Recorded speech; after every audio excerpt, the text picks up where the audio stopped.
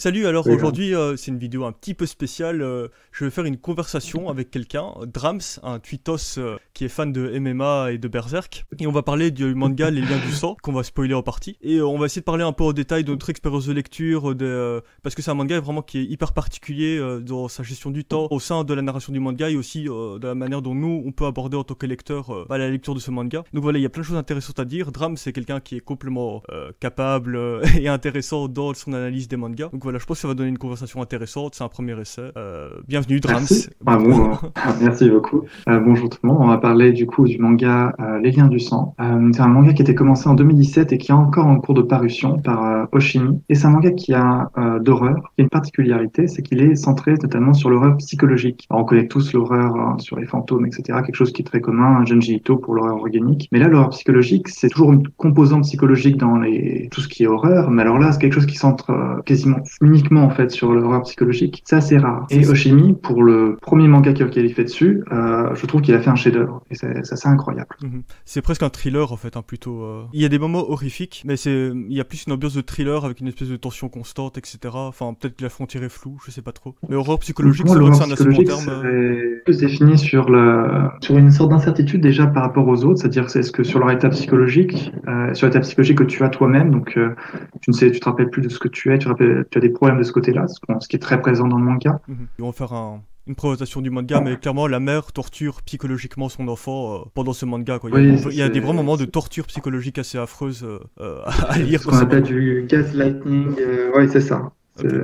Mais donc, du coup, tu donnes le synopsis ou je le fais? Bah, bien sûr, je vais le faire Ok. rapidement. Alors là, on suit en fait la vie d'un petit garçon, Taichi, qui a 14 ans, et Saiko, sa mère. Et on nous présente sa relation, leur vie de tous les jours, mais on sent qu'il y a quelque chose qui pointe sous la surface. On ne sait pas exactement ce que c'est. Jusqu'au jour où, pendant une réunion familiale, où il a fait une randonnée avec sa mère, son père et d'autres membres de sa famille, donc il y a les cousins, sa tante, etc. Un accident va arriver. Un accident, c'est plus qu'un accident. Sa mère va faire tomber son cousin du haut d'une falaise. Et tout ce qui va se passer ensuite, on est dans l'esprit du petit garçon qui est extrêmement vulnérable et on comprend d'un seul coup que derrière ce malaise qu'il y avait dans les premiers chapitres, il y avait une relation très malsaine et que quelque chose ne va pas avec la mère et on va essayer de découvrir pourquoi. C'est ça. Tout le- En fait, une fois que la mère a poussé le cousin, elle va mentir sur son acte et va entraîner son enfant avec elle dans son mensonge. Et donc, dans toute l'horreur que ça va représenter pour le gamin de garder un secret pareil, quoi. Et ce qui est marrant, c'est que tu Ouais, dis tout à qu'il fait.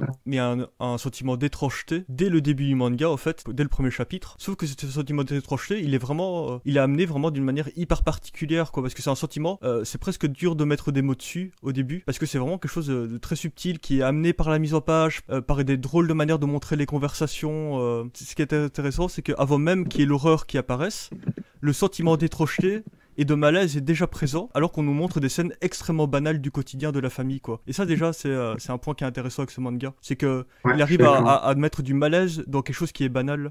Avant de commencer à critiquer la mise en page que je trouve très spéciale, il faut commencer à revenir sur comment les mangaka apprennent la mise en page et qu'est-ce qui revient souvent en fait, quels sont les concepts derrière l'apprentissage. C'est que les mangaka, du fait de leur façon de publier, ont un raisonnement totalement différent des Européens ou même des comics, du moins de ce que j'ai vu. Là où les comics vont apprendre à travailler le dessin, etc., les mangaka ont un concept qui s'appelle, alors justement, le problème ici, c'est un monde différent à chaque fois que je le vois. Donc sur le site de Imangaka, que je vais te mettre ici, qui est un passionné de manga français, qui est allé au Japon et nous a appris ses techniques de mise en page, etc., et un tas d'autres choses, c'est un site web assez cool, hein, Mhm. franchement. Il parle du principe qui s'appelle Komawari Meriaki. Le concept avec ceci, en fait, il est très simple. Lorsque tu es un mangaka, tu vas être publié dans un magazine. Et dans ton magazine, le lecteur, il y aura des chapitres de plein de mangas différents. Et lorsque le lecteur ouvre cette espèce d'énorme magazine à une page donnée, il va pas arriver au début de chapitre, il va pas arriver en fin de chapitre, il va arriver quelque part, on ne sait pas où, au hasard. Et du coup, leur concept, c'est de faire en sorte que tu puisses attirer l'œil du lecteur à n'importe quelle page possible.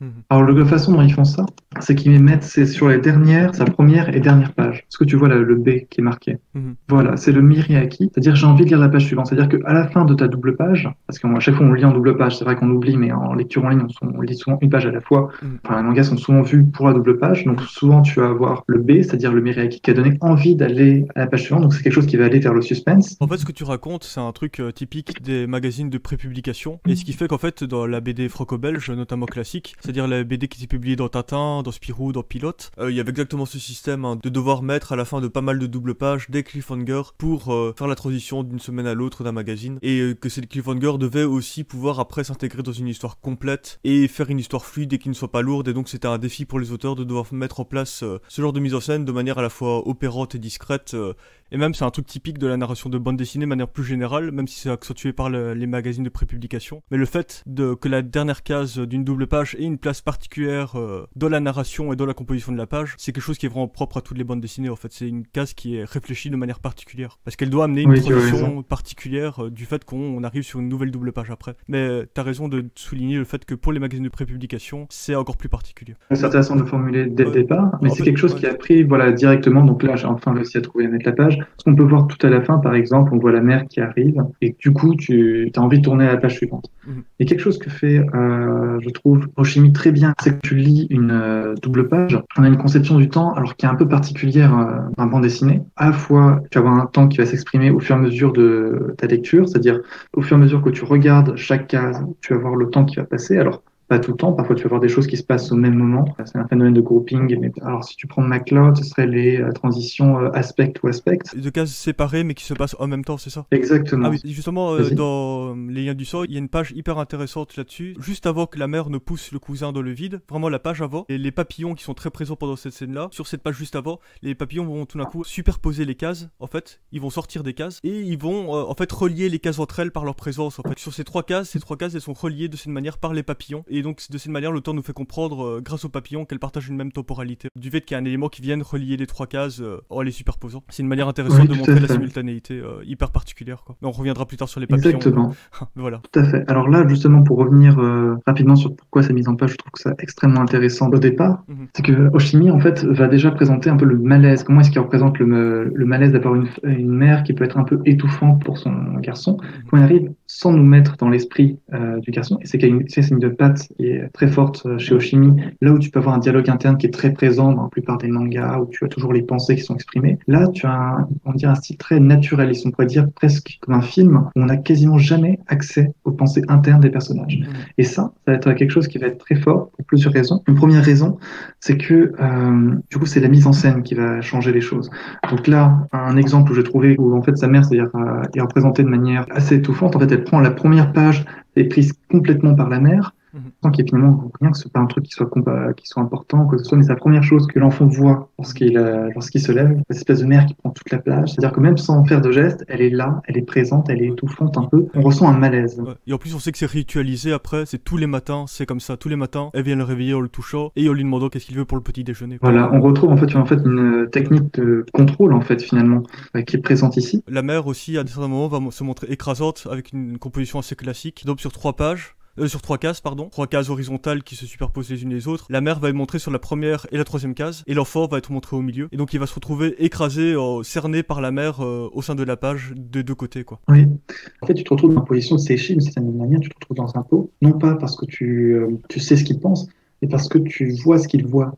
Et quelque chose que j'ai trouvé qui est très fort, c'est que finalement, tous les enfants qui sont souvent dans les films d'horreur, les premiers à être représentés de manière bizarre, étrange, c'est l'innocence qui est pervertie, qui se comporte pas comme normalement. Bah là, au contraire, les enfants, ça va être montré à la fois avec Seishi et à la fois avec tous ses camarades de classe, qu'ils soient bons ou mauvais, hein. Que ce soit les gars qui arrêtent pas de l'emmerder à l'école ou sa petite amie, etc.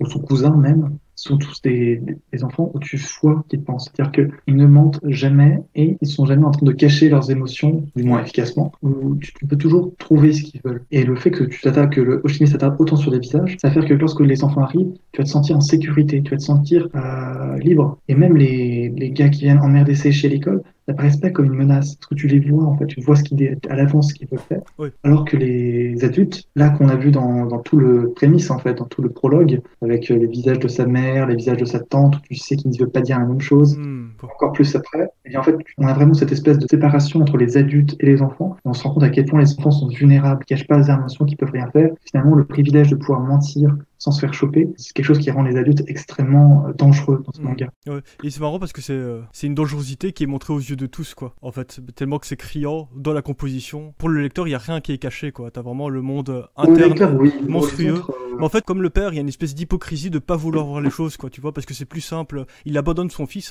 tout au long, le père, alors qu'il voit bien qu'il y a quelque chose qui va pas, quoi. une autre technique qui est utilisée par Oshimi, c'est là en quoi je trouve qu'il se distingue énormément des autres, de ce qu'on apprend chez les mangaka, du moins en termes de découpage. En fait, en reprenant ce principe de mettre une dernière case qui va te donner envie à la fin d'une double page de passer à la double page suivante, là, Oshimi va retourner la chose et va au contraire faire quelque chose d'assez intéressant. Il va inciter le lecteur à rester sur cette double page. Ah ouais? Et c'est quelque chose qui va se retrouver sur pas mal de choses. Tac, tac, tac. Ah ouais, je suis curieux, ça. Ça m'intrigue. Justement, et ça c'est quelque chose que je trouve très bien, c'est-à-dire que il va finalement briser le temps. Donc là par exemple, parce qu'on va se retrouver avec cette page-là où on va terminer sur le rire de Saiko. Et regarde dans le sens contraire de lecture, c'est ça? Déjà, elle regarde dans le sens contraire de lecture, oui, mais surtout, c'est que c'est quelque chose qui va être répété juste quelques pages plus loin, de manière encore plus grande, qui est répété encore pareil à la fin, une double page. Et ce que je vois à travers ici, c'est que il faut se rendre compte de ce qui vient de ce qui est en train de se passer. C'est-à-dire que Oshimi a commencé littéralement son manga avec quelque chose comme 9 chapitres, 8 ou 9 chapitres, un tome entier à peu près, où il ne se passe à peu près rien. En fait, je dis rien avec des guillemets, ouais, mais c'est ça. il ne se passe aucune action Et pourtant, conséquente ouais. sur les premiers 9 chapitres ou 10 chapitres. Ouais, Je pense qu'on est d'accord sur ça. Oui, après, oui, on reviendra sur le terme rien parce qu'en fait, c'est hyper intense, mais oui. Exactement. Mais justement, pour revenir là-dessus, justement, comme ça, tu pourras parler juste après de ça, Je t'en prie. c'est que c'est quelque chose dans un manga qui est extrêmement rare. Il faut comprendre que lorsque tu es un nouvel auteur, il faut que tu puisses captiver dès le premier chapitre qui est déjà une amorce. C'est pour ça que souvent, les premiers chapitres, on a l'impression que c'est carrément des one-shots. Il se passe tellement de choses. Souvent déjà la vengeance, ce truc, etc., qui sont toutes installées. Enfin bref. Oui, complètement. Maintenant, on fait des chapitres de 75 pages maintenant. Enfin bref. Là, ce qu'il y a à faire est assez différent. Et en plus, c'est quelque chose qui n'est même pas hebdomadaire. Là, c'est quelque chose qui est deux fois par mois. D'accord. Donc là, il faut se dire que ça fait à peu près 4 mois où il s'est rien passé. C'est dingue. Voilà, c'est pour vous dire. En fait, ce que tu soulignes et qui est intéressant, c'est que donc le type de publication va influencer la narration d'un manga ou même d'une BD en général. C'est-à-dire que être dans un magazine de pré-publication hebdomadaire va influencer la manière dont tu vas construire ta narration. Et par exemple, le Jump, avec son truc de concurrence exacerbée, il va te pousser à être hyper généreux, hyper dense dans ce que tu vas raconter. Et que Les Liens du Sang est d'autant plus une BD atypique qu'elle a été créée dans un magazine de pré-publication, alors que si ça avait été effectivement un one-shot, comme on publie ici en bande dessinée de manière générale en Europe, ça aurait été moins atypique dans la manière dont cette BD aurait été pensée, quoi. Voilà, totalement. Elle est atypique à la fois dans sa mise en page, mais aussi dans la manière dont l'histoire est construite. C'est-à-dire que pour un truc qui est dans un hebdomadaire, c'est quelque chose que Oshimi peut se permettre parce que il était déjà à peu près établi. Il avait fait les Fleurs du Mal avant, Happiness aussi. Ce n'est pas n'importe qui. Et ça me rappelle un peu aussi l'auteur de I Am a Hero, qui lui aussi avait commencé dans un tome 1 totalement insolite en fait, où on voit quelqu'un qui est un ikimori, ces personnes qui restent dans leur chambre tout le temps au Japon, qui restent cloîtrées, et on ne sait pas de quoi parle le manga, etc. Avant de comprendre que si, c'est une invasion de zombies planétaire.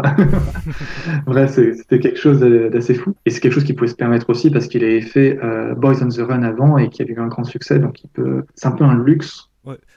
Et c'est un défaut de publication japonaise de pouvoir se permettre ce genre de choses seulement si on est déjà bien établi. En fait, ce qui est aussi intéressant, c'est le format manga, parce qu'en fait, donc, publier des pages, c'est un coût de fabrication et de production. Et le format manga, en fait, du fait que c'est en noir et blanc, en petit format, tu peux davantage te permettre, en fait, d'étirer ta narration que par exemple dans une BD franco-belge classique, la 4 cartonnée couleur, où là, ça coûte super cher à produire parce que t'as un dos dur, t'as 46 pages couleur, etc. Ne serait-ce que 2 doubles pages pour étirer un moment, tu pourras jamais le faire dans une BD comme ça. Et que le manga permet aussi ça, comme par exemple le One Punch Man, je savais envoyer les trucs, parce que le manga, c'est des gros formats, enfin des formats épais et petits, et qui permettent donc aussi de pouvoir faire des jeux de narration comme ça. Ça permet ça aussi, le manga. C'est un truc pratique dans le manga, quoi. Tout à fait. Alors là, pour terminer sur cette mise en page, justement, petite analyse de mise en page, c'est que là où je trouve qu'il est très intéressant, c'est qu'il va avoir du coup des conversations qui peuvent être des conversations de famille qui peuvent paraître totalement normales. On sent qu'il y a un petit malaise, on sait pas exactement ce qu'il y a pas. C'est quelque chose qui est assez marrant, c'est que si vous regardez les commentaires Reddit Trail of Blood, pour faire taper le titre anglais, vous allez être étonné, les gens ils se disent là, mais qu'est-ce qui se passe? Il se passe rien. Et ça, c'est un truc sur lequel on reviendra d'ailleurs, qui est hyper intéressant, la manière dont nous on gère la lecture. Mais là, qu'est-ce que tu voulais dire par rapport à cette page précise? Là-dessus, un truc qui était amusant, c'est que j'ai l'impression assez forte que, en inversant d'ailleurs, en mettant à la fin de ces doubles pages, cette espèce de rire bizarre, en fait, j'ai l'impression que Shinji cherche à distancier le lecteur de ce qui se passe et à essayer de repérer, de revenir en arrière et de se dire, oh, j'ai loupé quelque chose, il y a quelque chose qui ne va pas. Ah, Parce que ça fait 2 fois qu'il tombe sur ce truc de rire bizarre. Ah oui, il marque Il la va rythme. regarder. Et quelque chose que tu peux remarquer, c'est que si tu te dis, ok, je m'attarde, je vais relire ça parce qu'il y a quelque chose qui va pas, d'un seul coup, tu vas comprendre que déjà, elle n'apprécie pas forcément ce qui se passe, qu'elle est figée, qu'elle est statique, Ouais, qu'elle porte un et masque. qu'il y a des petites phrases, oui, et puis qu'au-delà d'un masque, cette situation-là, tu vas avoir plein d'informations qui sont pas forcément mises en valeur, mais qu'il faut chercher. Par exemple, si tu lis la troisième case de la dernière double page que j'ai, c'est-à-dire celle où tu as la tante qui commence à parler, elle va dire, enfin, ça fait un mois qu'on vient chaque semaine, c'est pas de ma faute si ça, il veut jouer avec moi, tu vois. Et ainsi de suite, tu as on sait d'un seul coup que, nouvelle information, ils viennent chaque semaine, c'est pas du tout un truc nouveau. Et c'est pas de ma faute si ça vient jouer avec moi, c'est-à-dire en plus elle insiste, elle a cette espèce de petits coups.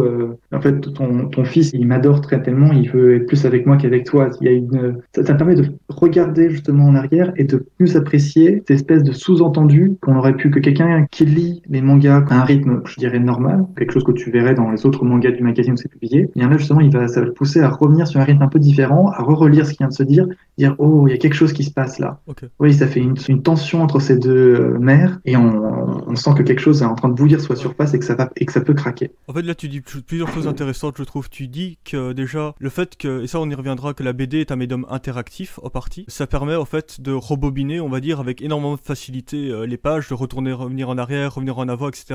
Et que donc, ça montre encore une fois qu'une lecture de BD ne se fait pas forcément de manière linéaire, mais on fait des sauts dans le temps, on revient en arrière. Moi, parfois, ça m'arrive de lire d'abord la dernière case d'une page, etc. Et ce truc-là aussi, donc, que la mère, en fait, quand elle est en public, elle est toujours avec le même sourire, un peu la même expression, etc. Et donc, elle porte une forme de masque qu'elle cache ses réelles émotions et tout ça. Et ce qui est intéressant, c'est parce que j'avais noté qu'au moment du commissariat, la première fois qu'ils y vont, où on apprend donc que le cousin est paralysé et que donc les inspecteurs viennent demander qu'est-ce qui s'est passé en détail à la mère et au fils. Donc là, il y a la mère qui va mentir au policier. Et la mère va être montrée aussi, comme ici, avec toujours un même plan fixe, en fait. En fait, il va y avoir des cadrages différents, etc. Mais elle sera toujours montrée du même côté de visage. Donc elle sera à nouveau dans cette situation de mensonge où on va voir qu'elle en fait a un énorme contrôle de son corps pour réussir à faire paraître quelque chose qui est faux, quoi. Et puis après, elle va amener son fils en lui mettant une pression psychologique à mentir lui aussi pour la protéger. Et le fils, ce qui est intéressant, c'est que pendant cette scène-là, l'auteur va énormément insister pour nous montrer que lui, au contraire d'elle, il est dans un état hyper instable parce qu'il est hyper mal avec ce qui s'est passé. Et donc il va changer son style de dessin sur lui, il va changer énormément les cadrages, les plans,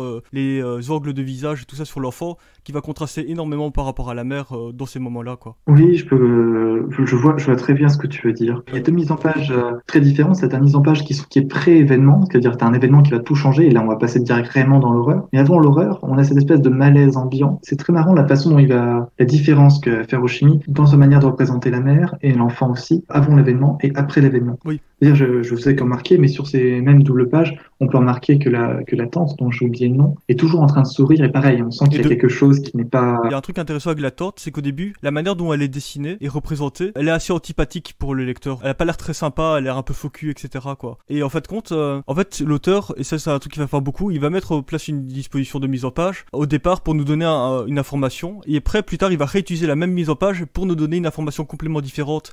Et ici, la tante, le fait de la montrer de face comme ça, avec très expressive, la bouche ouverte, au moment où elle va apprendre que son fils est paralysé et que donc on va voir le cousin dans un état affreux de végétation, etc. En fait, l'auteur va à nouveau nous la montrer bien de face comme ça, de nouveau avec cette même mise en page, sauf qu'ici c'est pour nous montrer un moment où, en fait, où elle est hyper volontaire, tu vois, elle fait face à ce qui se passe, elle ne s'écroule pas face à l'horreur de la situation, elle continue à combattre, elle continue d'être aux côtés de son fils, et que ça montre une nouvelle dimension de cette manière de nous montrer son visage, quoi, en fait. Ici c'est pour nous montrer une qualité, là où avant c'était pour plus nous montrer une vision méprisante du personnage. Oui, alors tu as tout à fait raison dans le cadrage. Alors pour en finir avec ces premiers chapitres, parce que je me rends compte qu'on va s'éterniser faut passer sur le reste du manga. Il y a un point très fort sur lequel je voudrais revenir, enfin 2 points très forts. Le premier point très fort sur les 3 doubles pages que j'ai mises toujours, et quelque chose qui est très important, c'est qu'à chaque fois que la mère est représentée, on a d'abord le regard de Saishi qui est mis avant. C'est pour montrer qu'en fait finalement c'est comme ça que Saishi le voit. C'est-à-dire que tu regardes la case où elle rit, à chaque fois, ou même la case où elle est figée dans la dernière, où elle répète que vous êtes les bienvenus, tu as toujours l'œil de Saishi qui regarde la mère, et toujours en train de voir. En fait, on sent que c'est son regard à lui,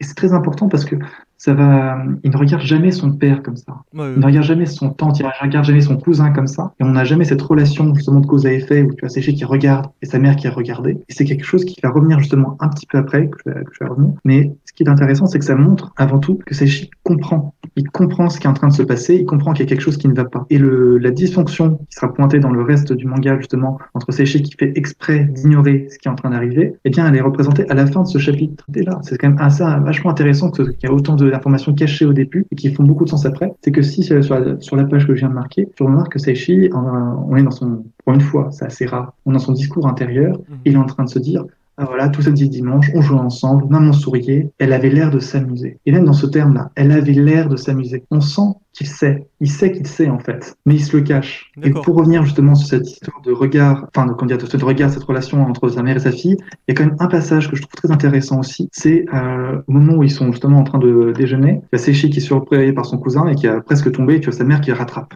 Ouais. Et à ce moment-là, on a la tante qui se moque immédiatement, qui dit qu'il couve, etc. Et surtout, ce qui est amusant, c'est que tu regardes en dessous de la tante, tu as le père qui est au centre, qui dit rien, et encadré par les gens qui se moquent. Et tu la regardes, et c'est la seule fois, depuis le début, c'est la première fois depuis le début, Seishi regarde son père. Et là, tu as le père qui regarde Seishi qui regarde son père, et tout est dit. On a eu la relation entre la mère et le fils qui est là, qui la regarde, qui voit quelque chose qui ne va pas. Et la première fois où Seishi regarde son père, c'est quand il n'a rien fait. En fait, c'est vachement fort, tout ça avec de la mise en scène. En fait, c'est marrant parce que toi, tu interprètes qu'il regarde le père, mais c'est pas si évident que ça, en fait. On sait pas trop. L'enchaînement des plans donne une ambiguïté, en fait, sur qui porte le regard de Seichi, quoi. C'est juste pour dire que c'est interprétatif, quoi. Ah non, enfin, c'est parce que je n'ai pas mis la page avant, donc je vais te la mettre aussi. Okay. Mais c'est assez clair, en tout cas sur ce côté-là. Ce côté-là, on voit que c'est... En fait, la mère est derrière lui. Donc, c'est pas possible. D'accord. Tu regardes la page, en fait, voilà. C'est la page qui passe juste avant. Donc, en fait, sa mère vient la rattraper, elle est dans son dos. En fait, il faut lire le au-dessus, donc la tante qui vient de rigoler. Là, tu as tous ses cousins qui sont juste devant lui, en fait. Et là, il y a son père qui est au fond, on sait pas comment il réagit, on sait pas s'il va se moquer, etc. Je suis pas forcément d'accord sur le déroulé des événements, parce qu'une fois après qu'elle l'a tenue, on voit sur la page où elle rigole et qu'elle dit qu'elle est désolée, on sait pas trop où elle en est dans sa position de corps, si elle l'a lâché, s'ils se sont retournés. C'est pas si évident, je trouve. En fait, c'est juste pour dire que... Regarde, je t'envoie une page ici. Cette page-là, elle est vraiment intéressante. En fait, c'est donc quand la tante est sur le corps de son fils qui est occupé de mourir. Oui. En fait, sur cette page, c'est hyper intéressant, donc, parce que sur la première case, donc, on voit que Seichi est à droite et la mère est à gauche. Et après, sur le strip d'en bas, Seichi est au milieu. Il tourne son regard vers la gauche, donc vers la mère, en fait. Mais dans l'enchaînement des cases, la tante est montrée aussi à gauche de son regard en même temps. Donc c'est comme s'il regardait en fait les deux à la fois, parce qu'il y a une tension entre les deux personnages sur ce qui va se passer à ce moment-là, quoi. Et que la BD permet effectivement de montrer quelqu'un qui regarde en fait à la fois deux personnages en même temps, même si c'est pas vraiment possible, quoi. Et que donc l'ambiguïté est volontaire, et là ici sur cette mise en page c'est hyper flagrant, et que donc dans la page avec le père, c'est pas si évident que ça, tu vois. C'est très bon. Voilà. Alors justement, en fait, je voulais revenir un tout petit peu là-dessus. Alors parce que en fait, il y a une interrogatoire. Alors je voudrais pas spoiler tous les événements, mais à un moment donné, il va y avoir un interrogatoire par la police de Seichi. Oui, c'est juste et après. On va voir des. Non. Je parle de quelque chose qui est nettement plus loin. Ah oui, je vois. Justement, où il parle du fait que son père l'a trahi. À ce moment-là. La position du père est intéressante parce que c'est un père qui est très lâche, qui est vraiment dans l'abandon de son fils, qui est complètement en danger sous ses yeux, et il refuse de le voir, et quand il le voit, il préfère s'enfuir, etc. Et ce qui est intéressant, c'est juste un petit détail, c'est l'utilisation de la couverture avec rabat, typique des mangas, donc le fait qu'il y a un petit bout de couverture supplémentaire qui se replie dans l'intérieur. Et ce qui est intéressant, c'est que je pense que sur la deuxième couverture, je sais plus exactement, le père, il est montré sur le rabat, et donc il est montré séparé du reste de la mère et de son fils qui sont présents sur le versant qu'on voit de la couverture, quoi. Et donc il montre une séparation par le rabat. Et dans les autres couvertures, ça va être à nouveau de la mère et le fils qui vont toujours être montrés ensemble. Sauf que là, ça va être la mère qui va être montrée à chaque fois de le rabat. Et donc là, on entre dans cette idée de schizophrénie, de dédoublement. Et donc l'auteur va juste faire de la narration grâce au rabat des couvertures. Et c'est hyper intéressant. Il pousse le vice loin, quoi. Oui, ça va très loin. Là, je t'ai mis la page de l'interrogatoire où justement il te dit que mon père riait avec eux. Et tu remarques, le cadrage est exactement le même. C'est quasiment la même case en fait. Quasiment, la case est allongée et tout ça, donc la forme de la case est différente. Voilà. C'est important, quoi. Dans le souvenir, en fait, avec la case allongée et mettre du blanc autour, il isole davantage le père du reste du groupe grâce à ce cadrage. Oui, mais c'est ce qui me dit que c'était lui qui regardait à ce moment-là. C'était lui qui le regardait. Ouais.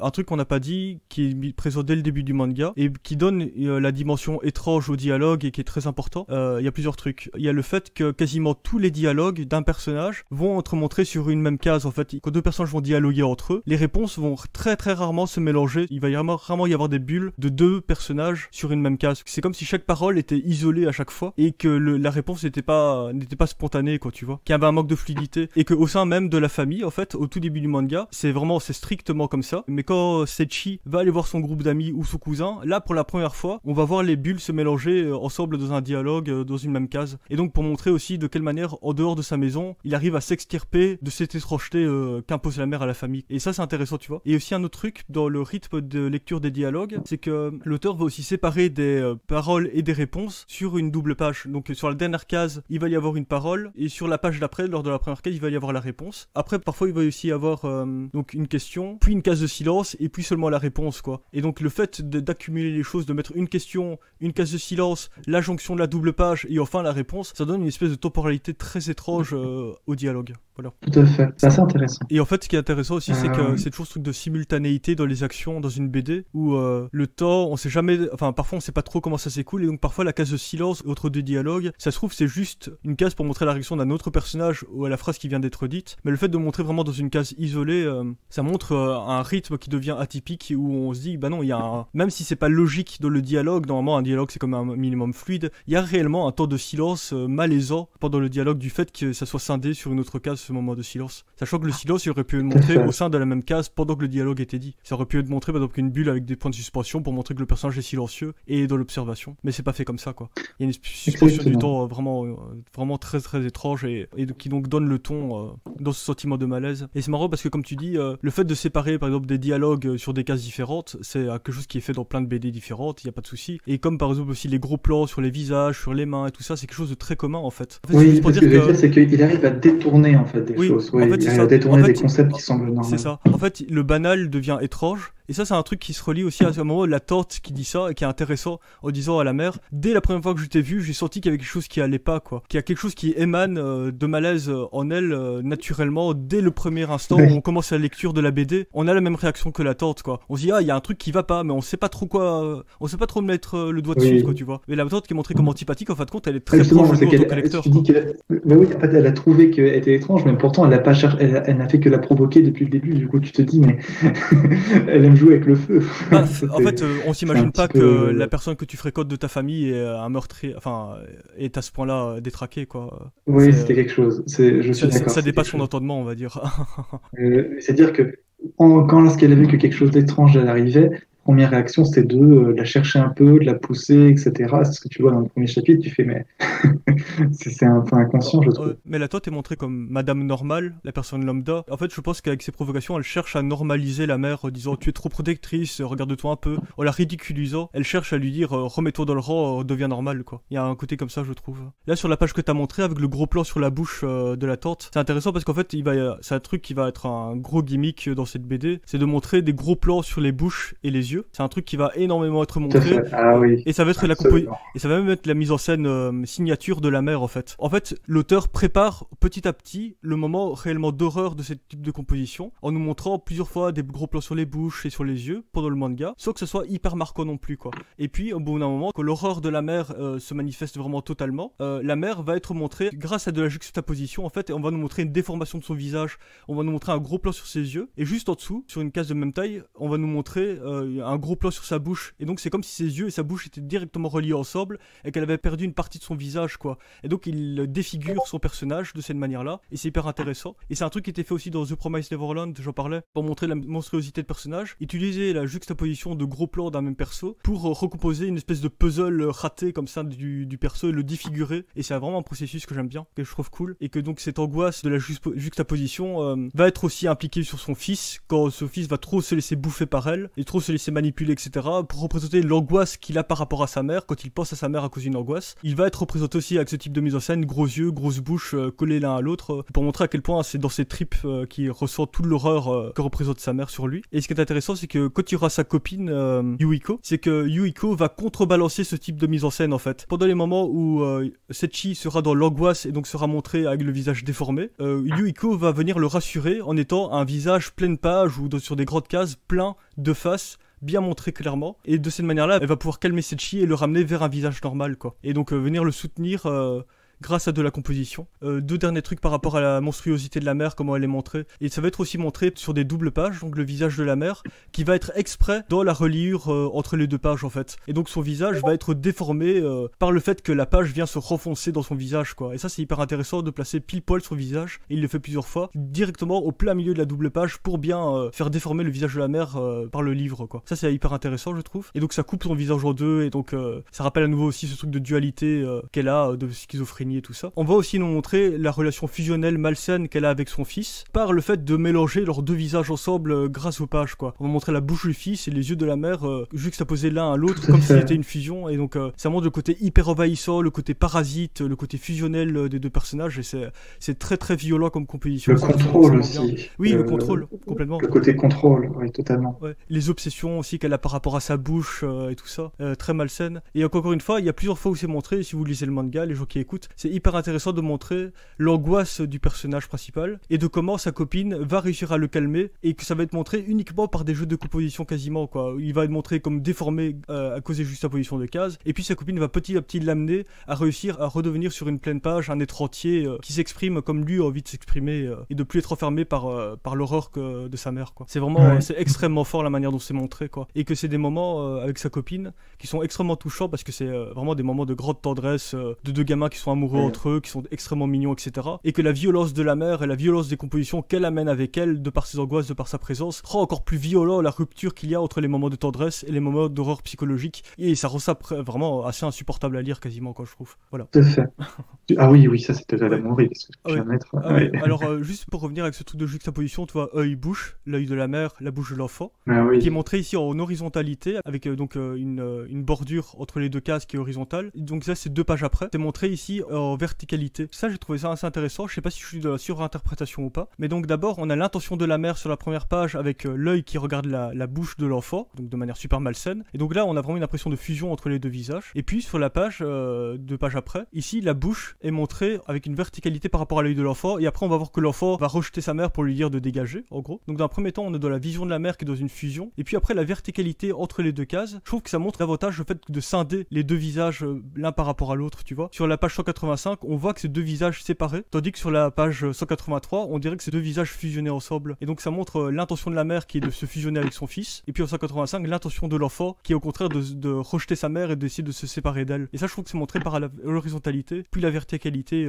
entre les deux cases. Je sais pas si t'es d'accord. Oui, alors la verticalité, pour moi, c'est montre surtout une accélération du rythme. Pour moi, la façon dont tu lis le manga aussi, c'est que c'est ton sens de lecture, c'est-à-dire ce qu'on appelle le flow, qui est quelque chose, qui est un concept qui date, hein. Même MacLeod dans Making Comics, il commençait déjà à en parler. C'est un truc très très ancien qui est la rencontre qu'on est. Hein. On pourra y revenir. La façon dont tu lis, c'est-à-dire dans quel ordre tu lis une image, va changer ta perception du temps. Et que si tu lis une image qui est horizontale et que tu la lis de manière horizontale aussi, tu as l'impression que ça va durer plus de temps généralement. Parce que tu vas avoir plus de choses à lire, ton sens de lecture, il va parcourir la page. Donc quand tu as quelque chose de vertical, eh bien, tu vas avoir l'impression que ça va être plus rapide. Donc pour moi, ce truc vertical aussi, ces 2 cases verticales, ça a une accélération du rythme. C'est-à-dire que là, on la voit qui s'approche doucement, et là, ça arrive. D'accord, voilà. Pourquoi pas. En fait, ce que je veux dire, c'est aussi qu'on va revenir à un truc plus simple, c'est que là, dans la seconde page, on voit l'œil et la bouche sont pas placés normalement sur un visage, tandis qu'avant, c'est le cas où ça donne l'impression de visage déformé, quoi. L'œil au-dessus et la bouche en dessous, et tandis que là, on montre davantage une séparation entre les deux morceaux de visage, et donc le fait de montrer une séparation, ça montre un rejet de la part de l'enfant, ce qui va être montré après dans la narration. Mais oui, ok. Enfin, en gros, ça, je trouve ça intéressant, je sais pas, j'avais envie de le noter,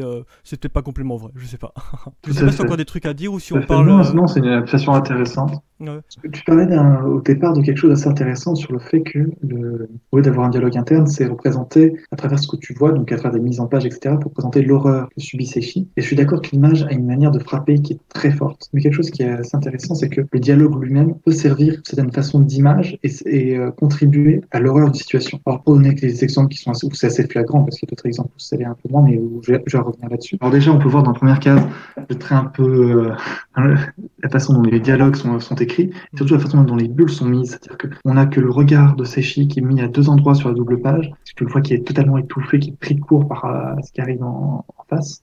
Et quand tu regardes la façon dont le dialogue est fait, où elle part dans un monologue, c'est mis tout autour de sa tête. C'est fait exprès pour que tu puisses te lire, que tu passes d'un côté autour. T'as une sorte de chaos qui arrive. Tu sais pas très bien dans quel ordre il faut lire. C'est de la confusion. Ça représente le truc très bien, totalement. Dis-moi, sur quoi tu veux enchaîner? Je vous ai remarqué, c'était sur une autre technique, enfin, c'est toujours la même technique, c'est-à-dire qu'en fin de page, il va soit utiliser quelque chose pour t'inciter à aller à la page suivante, il va utiliser aussi pour te pousser à re-regarder ce qui s'est passé. Là, c'est une troisième utilisation, c'est un peu pour marquer un rythme. Même quand tu commences à lire, et c'est une technique qu'il va utiliser beaucoup après, tu sais qu'il y a cette espèce de truc d'un côté, c'est le contraire d'un jumpscare, c'est-à-dire que tu le vois à l'avance. Parce que quand tu lis une double page, tu commences en haut à droite, tu vas lire au fur et à mesure, il y a une sorte de build-up qui va être réutilisé plein de fois, et qui est très intéressant, c'est-à-dire que sur l'horreur, tu utilises le fait de tourner d'une page, double page à une autre, comme le moment où tu vas mettre un jumpscare, où tu vas surprendre le lecteur avec quelque chose d'atroce qui arrive. Ouais, enfin, jumpscare au BD, ça n'existe pas, par contre.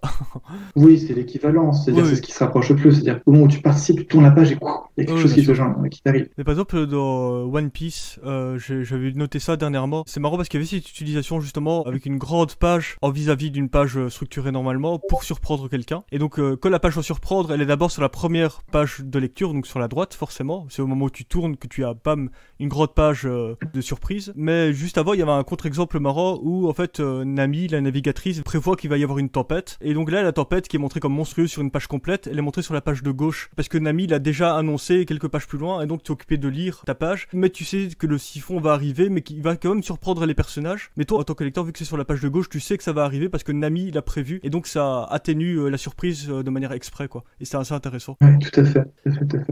Là, je me concentre sur une analyse un peu de l'événement même qui se passe, c'est-à-dire de moment où ton cousin est jeté d'une falaise, même juste un tout petit peu après. Et on va retrouver ensuite sur quelque chose, voilà, que je trouve assez intéressant, qui arrive, mais c'est vraiment comment faire de l'horreur en manga. C'est une construction qui Oshimi va utiliser énormément dans la partie où c'est plus horreur. Tu as une première page de build-up et la seconde page qui est ici. Et c'est un truc qui est toujours présent, hyper présent en fait avec Oshimi tout au long du manga. Et c'est un truc que je trouve qui est très fort. Ça fait en sorte que on voit qu'il y a quelque chose, même si on lit, on commence à droite, on sait qu'il y a quelque chose d'atroce qui arrive après, ça va arriver, et tu construis, tu suis le chemin quand même, tu te forces à arriver au chemin et ça arrive. Le fait que ce ne sont pas des jumpscares habituels, c'est-à-dire ce ne sont pas des fantômes qui vont attaquer ou un zombie qui attaque ou ne sais quoi autre. Là, en fait, justement, ça renforce l'idée que c'est quelque chose avec lequel tu vas devoir rester finalement. Il est prisonnier de cette relation. C'est pas quelque chose qu'il va pouvoir fuir ou sur lequel il a juste aucune influence en fait. Je trouve ça très fort. Ça renforce un peu le côté psychologique. Juste pour essayer de reformuler parce que je suis pas sûr d'être sûr de comprendre ce que tu dis, c'est que le fait de voir déjà ce qui va arriver à gauche, il y a une espèce de fatalisme où tu sais que ça va arriver avant même que tu ne commences la lecture de la double page. Oui, c'est ça. Il y a un truc tragique, c'est très bon dans ce cas-là. Tu es prisonnier finalement de la mise en page. Je suis d'accord. Tu vois ce qui est arrivé, mais tu es prisonnier. Et il y a un exemple particulier qui est juste, qui est la conclusion du chapitre où elle balance ses cousins du haut de la falaise, et où elle est en bas, et où pendant tout le chapitre, tu vas voir le Seshi qui n'a pas arrêté d'échanger des regards avec elle, essayer de voir ce qu'elle pense, parce qu'il est totalement là, il sait pas du tout ce qui est en train de se passer. Il essaie de la regarder, savoir qu'est-ce qui se passe, il comprend pas ce qu'il y a. Et tout à la fin du chapitre, finalement, elle va enfin le regarder, et je trouve que ce qui est très fort, c'est que on voit déjà le style est très changé, il est beaucoup plus détaillé sur la mer, ce qui va attirer ton regard, ce qui fait que généralement, lorsque tu lis cette double page, tu vas la regarder en départ. Tu vas lire le au secours, tu vas voir son visage totalement bizarre, immobilisé, qui ne montre pas énormément d'émotions, qui est assez étrange, on dirait une sorte de vierge, c'est presque christique, un peu dans la manière dont c'est éclairé, etc. Et du coup, après, généralement, moi, ce que je fais après, c'est que je lis quand même ce qui s'est passé, le pit-off, là, du coup, les échanges de regards qu'a fait Seshi. Et en haut passé, et bien là, on se retrouve avec pareil, cette même stratégie, on se rend compte à ce coup qu'il y a la main de la mère, et qu'en fait, elle envoie un message à son fils qui lui dit, fais gaffe, si tu dis quoi que ce soit, t'es mort. Enfin, il y a vraiment une menace.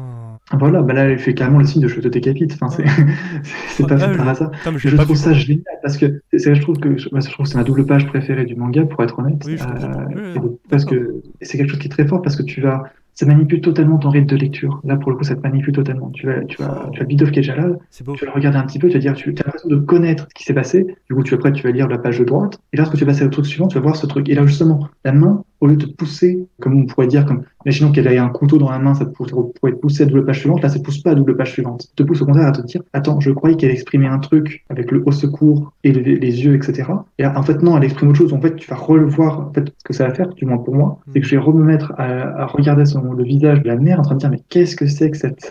Et en plus, tes yeux peuvent faire des allers-retours entre le visage de l'enfant et le visage de la mère à ce moment-là. Exactement, bah oui. On a l'impression qu'ils se regardent eux-mêmes. T'as la tête de Feshi qui est en bas à droite, qui est pareil, qui montre ça. Et là aussi, je voudrais montrer justement sur une petite discussion, sur une petite parenthèse, sur l'usage des ballons. Alors, cette version-là de la double page avec le ballon qui est au secours, en haut, elle est là présente sur la plupart, quasiment tous les scans que j'ai vus, tous les scans illégaux. À part si vous regardez les héros en japonais, mais en ce cas, si vous lisez japonais, tant mieux pour vous, c'est pas mon cas. Et c'est que je trouve qu'il y a de l'utilité aussi qui est peut-être pas souvent assez discutée, c'est que lorsque tu as un ballon avec des inscriptions dessus, ton œil, ça va forcément être un point d'intérêt pour ton œil. Ouais. Même s'il n'y a pas forcément 3 fois rien dessus, qu'il y a 3 petits points, ça va être un point d'intérêt, ton œil va se fixer là-dessus à un moment donné. C'est un peu comme les artistes, les anciens artistes classiques avaient la même méthode, mais ils faisaient pas des ballons, ils avaient des choses différentes. Ils mettaient des personnes dans leur composition lorsqu'ils étaient paysages ou des choses comme ça. Parce que ce qu'ils disaient, c'était que si tu mets des personnes, notre cerveau humain va s'attarder sur ces personnes parce qu'il va les reconnaître comme étant des autres humains. Tout de suite, ça va faire un point d'intérêt. Ouais. C'est la même chose avec les yeux des humains. C'est quelque chose qui est très présent dans le manga aussi. Et du coup, je trouve ça très fort parce que là, d'avoir un point d'intérêt qui te fait te focaliser plus vers le haut. Donc tu restes sur le haut de la page avec les yeux, etc. Et après, ça te distancie le dernier point d'intérêt qui était en bas. Je trouve que c'est un ajout qui est génial. Après, l'utilisation des ballons est très très bonne dans ce manga. Ouais. Pour la dernière fois, justement pour une autre utilisation du ballon, c'est être la page où tu as Seshi en double page. Là, je trouve ça génial parce que là, il se ment à lui-même et il refuse de dire aux policiers ce qui se passe. Il est pris, il est en train de paniquer. Et on voit le visage inexpressif de Seshi. Et le ballon, au lieu d'être mis à côté, il est séparé. Il est mis sur toute la page, qu'ils appellent, qui est un terme légèrement technique, mais c'est très simple. C'est le negative space. C'est l'espace en dehors des personnages et qui est entre les deux, justement, qui sépare la bulle. On sent qu'il y a une sorte de distanciation malsaine. En fait, voilà. Le fait de montrer la bulle comme séparée du corps, c'est comme si sa parole n'était pas la sienne, en fait. Parce qu'il parle pour quelqu'un d'autre, il parle pour sa maman, vu que sa maman la dépossède de sa personnalité, de son libre arbitre. Et en fait, avant, il y a une page où c'est montré la mère en haut, le fils en bas, et au milieu, en fait, il y a une bulle qui répond, et une bulle qui n'est rattachée à rien, en fait, une bulle qui flotte dans le vide, et c'est la bulle qui est au moment où de répondre la première fois au commissaire pour lui mentir. Et en fait, c'est parce que la mère lui met la pression, donc en fait, la parole de oui, c'est comme a dit maman. Juste avant, la bulle qui est rattachée à rien, en fait, ça montre que c'est pas totalement sa parole, quoi. Il y a une ambiguïté sur qui dit cette parole exactement. Et ça, c'est intéressant, le fait de pas avoir de voix en BD, et de pas forcément montrer qui est occupé de parler, et donc de déposséder quelqu'un de sa propre parole, quoi. Alors, je suis légèrement désaccord sur ce point particulier-là, parce que lorsque tu regardes, alors oui, elle lui met la pression à plein d'endroits. Dans ce que tu dis, je dirais qu'il est vrai dans pas mal d'endroits, mais là, je pense qu'il faut mettre le truc dans le contexte pour bien comprendre. En fait, tu as l'aspect dominateur de la mère qui lui met la main, mais en fait, qui retire sa main. Ce que tu vois, en fait, c'est un peu et là où la mère dominait, il la retire, et en fait, ce que j'interprète comme ça, elle lui retire sa domination, c'est-à-dire qu'elle est là, en train de se dire, c'est quelque chose qu'on va revoir à la fin du manga, elle s'attend à ce qu'il le trahisse. Et c'est ce que tu vas voir quand un policier se met, là, elle va fermer les yeux au moment où tu as Seshi qui commence à parler, et lorsqu'il réaffirme qu'il ne s'est rien passé, c'est sa mère qui est surprise dans la toute dernière page. Et c'est quelque chose qui est malsain, et qui va, à mon avis, revenir après, justement, sur la relation, c'est-à-dire que, justement, elle va changer sa relation avec lui, parce qu'elle va le voir un peu comme un allié. Après, ça va être quelque chose d'assez... Oui, bien sûr. On a une autre bascule sur leur relation. La première bascule, c'était l'événement, mais là, justement, le fait qu'elle enlève son contrôle, faut se dire qu'au chapitre précédent, elle mettait sa main sous sa gorge pour menacer, tu vois. Et là, justement, elle lui retire son contrôle, symboliquement, et il revient quand même. Et là, justement, on a une autre bascule, c'est que finalement, même si elle est plus là, eh bien, il y a toujours son contrôle qui est là depuis, qu'il est là, en fait, depuis des années. Mais donc, en fait, ça invalide pas totalement ce que je viens de dire, parce que l'enfant ne le comprend pas comme ça, quoi. Donc, l'enfant donne quand même, au moment où il dit ceci, il donne une parole qui n'est pas la sienne, parce qu'il pense dire ce que sa mère veut qu'il dise, quoi. Et sauf qu'en fait, on veut commencer à surinterpréter un peu. Dans le cadrage, on peut se dire, tiens, regarde, la case tout au-dessus, il a le visage de la mère et au-dessous la bouche de l'enfant, qui est donc une composition type de ce manga. Ici, la bouche est montrée en décalage par rapport au visage de la mère. Donc, il y a un décalage entre ce que l'enfant pense qu'il dit la parole de la mère, donc il représente sa bouche, mais le cadrage le montre légèrement décalé, et qu'en fait, il ne dit pas ce qu'elle attendait, et que donc il y a un décalage de la fusion qu'ils sont censés faire ensemble à ce moment-là, quoi. Et juste pour dire, c'est tout ce moment-là que tu disais, donc au moment où elle va jeter l'enfant, le cousin. Donc il y a des papillons à ce moment-là. Et les papillons sont hyper intéressants. Oui, je suis d'accord. Il y a une sorte d'incertitude, d'ambiguïté sur est-ce que ça s'est vraiment passé comme. En fait, c'est même pas ça. Les papillons sont vraiment présents parce que je pense, même si ça donne un côté onirique à la scène, je suis d'accord. Il y a des moments dans la lecture de ce manga où moi j'ai une lecture qui se précipite parce qu'il y a quelque chose de tendu. Enfin, la scène est particulièrement intense et donc moi ça accélère mon rythme de lecture. Par exemple, le moment après qu'elle ait déchiré la lettre de sa copine, la lettre de déclaration d'amour et donc il va se passer un truc dramatique. Ce moment-là était vraiment affreux à lire, j'ai trouvé, et vraiment horrible, et ça a accéléré mon rythme de lecture naturellement en fait, parce que ça m'a mis sous une forme de tension. Ce qui est aussi arrivé donc ce moment-là avec le papillon, qui est pourtant un moment qui est vraiment énormément dilaté en termes de temporalité quoi. Il y a beaucoup de cases pour nous montrer un instant très court dans ce moment-là. Il y a vraiment une espèce de truc de temps en suspens, et pourtant l'auteur va donner une impression de lecture rapide aussi grâce à ces traits d'ombre, notamment par exemple sur la forêt, sur les montagnes, où il va y avoir des traits horizontaux, beaucoup de traits qui vont montrer comme des lignes de vitesse, qui donc vont montrer une espèce de précipitation, mais avec les papillons, en fait, les papillons ne sont pas montrés occupés de bouger, on les montre dans tous les sens, mais on ne les montre pas occupés de battre des ailes, on montre pas de ligne de mouvement ni quoi que ce soit. Tous les papillons sont en suspens dans le temps, en fait, en contraste avec donc ton accélération de lecture et les traits d'ombre des montagnes et du décor qui donnent une impression d'accélération, et donc il y a une espèce de contradiction interne dans la case même de montrer quelque chose de figé et de montrer quelque chose de très précipité, quoi. Et je trouve que ça représente très très très bien ce moment où, par exemple, Senshi, il est figé face à la scène, et pourtant il ressent quelque chose d'extrêmement intense intérieurement. Donc il est à la fois figé et à la fois il y a une espèce de vertige à cause de la vitesse, à cause du malaise, à cause de l'horreur qui est occupée de se passer en termes de sentiments, en termes de ressenti. Et je trouve que les papillons plus les ombres, ça représente parfaitement ce sentiment de Senshi et de nous en tant que lecteurs. Et c'est vraiment, vraiment moi j'ai ressenti comme ça, et j'ai vraiment trouvé ça sublime comme idée de mise en scène, quoi. De mélanger les temporalités au sein même de la case, voilà. Oui, tout à fait. Ça a été un peu dur à expliquer, mais c'est vraiment sublime. Bien Ces sûr. papillons en suspens dans le temps, qui sont nombreux, qui bougent, mais qui en même temps ne bougent pas. C'est vraiment cette capacité de la BD de montrer de l'action immobile, c'est du temps qui s'écoule, qui est lui aussi Oui, immobile. justement, C'est sublime, quoi. C'est sublime. Donc ce que tu disais par rapport au bulle, qui est hyper intéressant de dire que c'est un point d'accroche pour le lecteur, ça amène donc à la conversation qui va peut-être conclure la vidéo, hein, je pense qu'on a déjà beaucoup parlé, de comment on appréhende cette BD dans notre lecture, nous en tant que lecteurs. En fait c'est une BD, et moi j'avais eu cette expérience là sur l'Astéro Inuyashiki, donc de l'auteur de Gantz. En fait j'avais lu cette BD extrêmement rapidement, et en fait je l'avais mal lu, parce qu'à la fin je me suis dit mais putain, mais j'ai lu genre les 10 tomes en 2 jours, en un jour, je sais plus, et qu'est-ce qui s'est passé, quoi. Et en fait c'est des BD qui ne mettent pas beaucoup de dialogue, qui mettent énormément de grandes cases, et que donc en fait en tant que lecteur, si comme moi on est trop habitué, on est trop expérimenté entre guillemets en tant que lecteur de BD, on peut avoir tendance à lire extrêmement rapidement les BD quand on en lit une, quelle qu'elle soit, et que pour des BD comme Les Liens du Sang, l'Astéro Inuyashiki, L'Homme qui marche, ou des BD comme ça, en fait il faut se dompter en tant que lecteur, réappréhender d'une nouvelle façon nos habitudes de lecture, parce que sinon en fait on va être mauvais à cause de notre expérience, à cause de trop grande habitude, on va gâcher la lecture de la BD en fait. Et c'est pour ça qu'en fait il y a certaines personnes qui mettent des notes négatives à ce manga en disant merde, ça se lit en 5 minutes, c'est de la merde, etc., quoi. Parce que la BD est un médium interactif, et qu'on a notre rôle et notre responsabilité dans la lecture d'une bande dessinée quand on en appréhende une, quoi. Et que effectivement,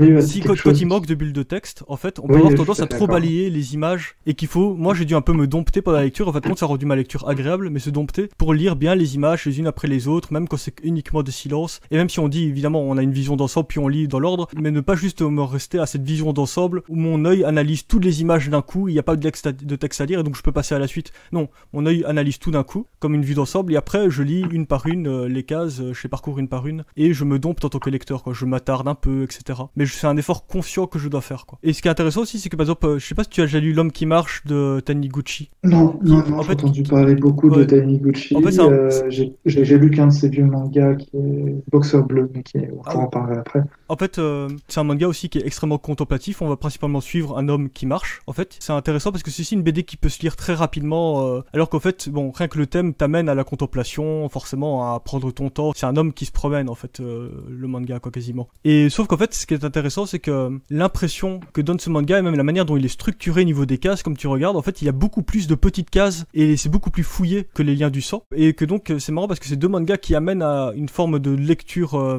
qui peut se lire trop rapidement, mais qui donne une impression très différente pourtant. Et donc, ça vient entre autres du fait du trait de Taniguchi qui est très épuré. Ça vient aussi du fait qu'il ne nous agresse pas, qu'il ne cherche pas à nous agresser avec des gros plans qui nous sautent au visage, etc. En fait, c'est le fait de nous confronté à une BD qui a beaucoup de petites cases qui sont de l'ordre de la contemplation, ça t'amène aussi à un type de lecture différent, une impression différente, où on va plus s'attarder sur des petits moments que sur les grandes cases qui, elles, vont mettre l'emphase sur des petits moments, mais de manière beaucoup plus appuyée, en fait. Ça va leur donner une espèce d'importance qui, normalement, n'aurait pas lieu d'être, ou viennent accentuer leur côté dramatique, etc., quoi. En fait, il y a comme une espèce de paradoxe de montrer plein de petites cases qui donnent une impression moins étouffante que des grandes cases des Liens du Sang, quoi. Et forcément, c'est dû aussi à l'histoire et tout ça. Mais c'est marrant parce qu'on pourrait se dire, oh, pour t'étouffer dans une BD, il faut mettre plein de petites cases très fouillées et pour te donner un sentiment de trop plein au lecteur, etc. Alors qu'en fait, ce que nous montre le contraste entre ces deux exemples, c'est que non, avec des grandes cases épurées, on peut te montrer quelque chose qui est presque parfois insupportable à lire quand même, quoi. Et qui est trop. Alors que Taniguchi, au contraire, c'est très peu avec beaucoup. Voilà. Oui, alors là, en comparaison avec Taniguchi, en fait, c'est un sujet qui est très global, ce que tu me dis. Ouais, pour revenir à la base, très rapidement, le fait que le médium de la bande dessinée est quelque chose qui est intrinsèquement très différent des médiums que tu peux, par exemple, du film. Alors, l'idée, c'est que cette différence entre les médias, elle se voit notamment sur la gestion du temps, parce que il n'y a pas, comment dire, le rythme de lecture d'une BD est propre à tout à chacun. Alors que justement, lorsque vous regardez un film, eh bien évidemment, vous avez une durée sur le film qui est sur 20 minutes, on attend est plus près de 2 heures pour les films, alors que pour un manga, vous imaginez, vous n'avez pas un truc qui a marqué 37 minutes à la fin du manga, non. Oui, bien sûr. C'est à vous la façon dont vous allez le lire, etc. Alors, on pourrait se dire, du coup, c'est interactif, est-ce que ça veut dire qu'il y a rien? Non. On peut manipuler, lorsque vous êtes mangaka, etc., le rythme de lecture de vos mangas, et vous pouvez les manipuler de telle manière à ce que ça puisse dire quelque chose, que ça puisse servir la narration. Alors, généralement, il y a quand même trois points qui reviennent sur le rythme de la narration. Première chose, ça va être le nombre de points d'intérêt. Alors, les points d'intérêt, c'est des points qui votre œil va s'arrêter. Je vais montrer quelques exemples, vous verrez sur la vidéo, mais ça peut être des bulles. Vous avez des bulles, vous allez devoir lire les cases aussi. Une case elle-même, c'est un point d'intérêt. Même quand elle est vide d'ailleurs.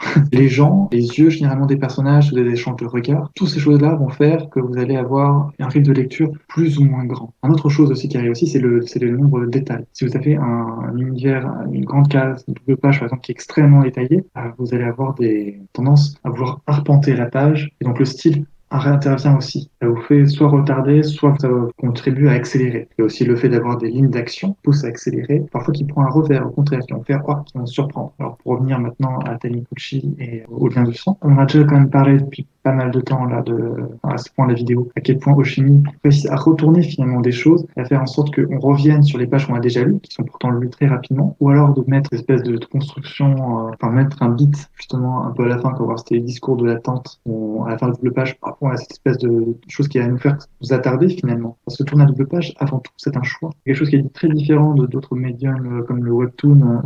Pareil, c'est bande dessinée, mais en fait, on déroule au fur et à mesure avec la souris. Le fait de tourner à double page, c'est un choix. Non, et le fait que ce en soit fait, un choix. juste un truc, c'est un discours qu'il y a souvent, mais avec lequel je suis pas d'accord. En fait, arrêter un film, c'est un choix aussi. C'est juste qu'en fait, il y a un acte physique. Il y a aussi un acte physique à dérouler, il y a un acte physique à rester, à regarder un film, tu vois. La BD est interactive, mais en fait, il y a souvent eu ce discours de dire l'auteur vous rend responsable de continuer à lire quelque chose, par exemple, qui est horrible, parce que vous tournez les pages les unes après les autres, donc ça vous rend davantage responsable du truc. Enfin, si j'ai envie d'arrêter de regarder un film parce qu'il est trop horrible, je le fais aussi, quoi, tu vois. Donc, et si je continue de le regarder, c'est aussi ma responsabilité. Donc, je sais pas si je suis d'accord avec ce truc de choix spécifique à la BD, c'est ça. Je pense que si, pour m'expliquer, Ouais. tu vas voir, lorsque tu regardes un film, ce n'est pas la norme, même si tu peux l'arrêter.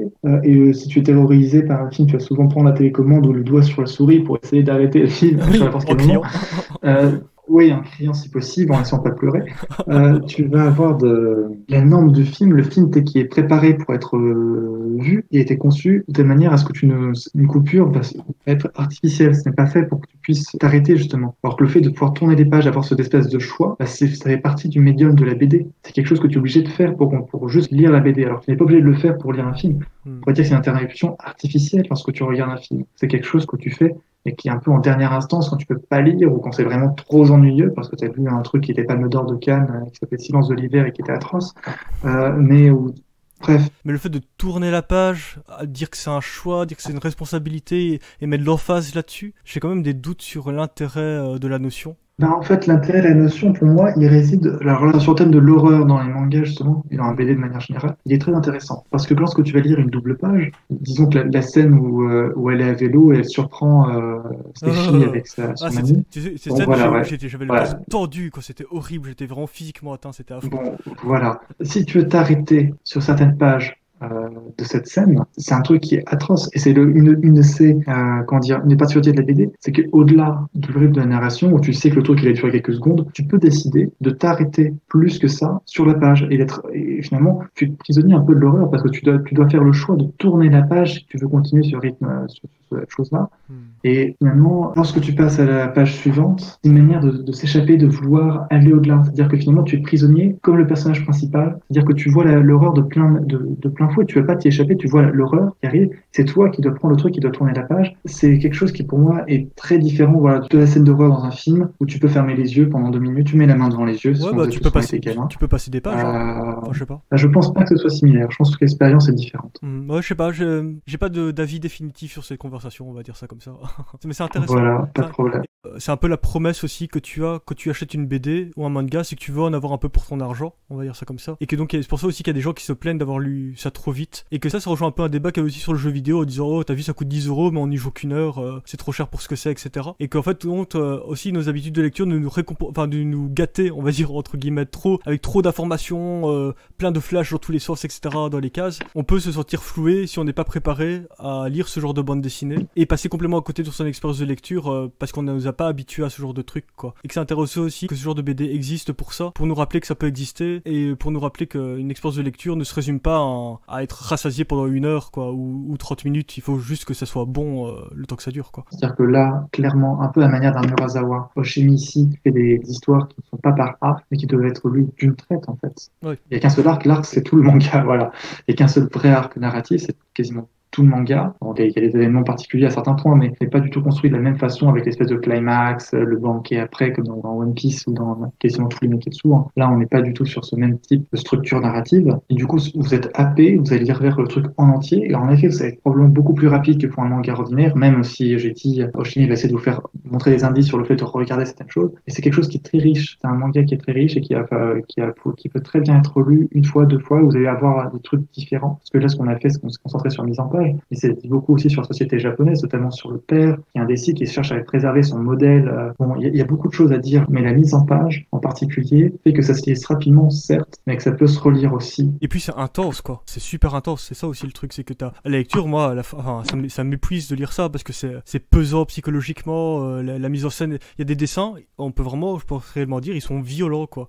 Ils sont violents, pas forcément parce qu'on nous montre des coups de couteau ou quoi, mais non, rien que le fait de la manière dont il va redessiner un personnage, aussi comment ils interviennent, etc. Tu ressens vraiment de la violence en regardant un dessin, et ça c'est super puissant de réussir à faire ça au sein d'une bande dessinée, quoi, je trouve. Vraiment avoir un truc dans les tripes qui se passe à cause d'un dessin, quoi. Moi j'ai eu des moments où il y a vraiment eu des frissons qui ont parcouru mon corps pendant que je lisais ce manga, et c'est juste, j'ai pas envie de hiérarchiser One Piece et les liens du sang et dire que l'un est mieux que l'autre, c'est juste dire que... Ça n'a rien à voir, non, ça n'a rien à voir, mais c'est juste dire que ce genre de... C'est intéressant que ce genre de lecture existe parce que ça nous rappelle aussi notre rôle à nous en tant que lecteurs dans une bande dessinée, parce qu'on est dans une routine à force de lire des BD tout le temps, etc. Et que ce genre de manga atypique, dans la manière dont tu dois appréhender cette BD pour pas passer à côté, que ça devient ta responsabilité à toi davantage, ça nous rappelle notre rôle en tant que lecteur de BD, qu'il est différent aussi selon la BD que tu lis. Et ça c'est hyper intéressant que ce genre de BD existe pour ça aussi, quoi. Dans Les Liens du Sang, où on peut avoir un chapitre entier qui est juste sur la traversée d'un corridor dans un commissariat, oui, c'est quelque chose qui est très différent. Et le fait de lire des chapitres différents et de se remettre là-dessus, eh bien, il faut se remettre là-dedans. C'est difficile, ce n'est pas fait pour ça. C'est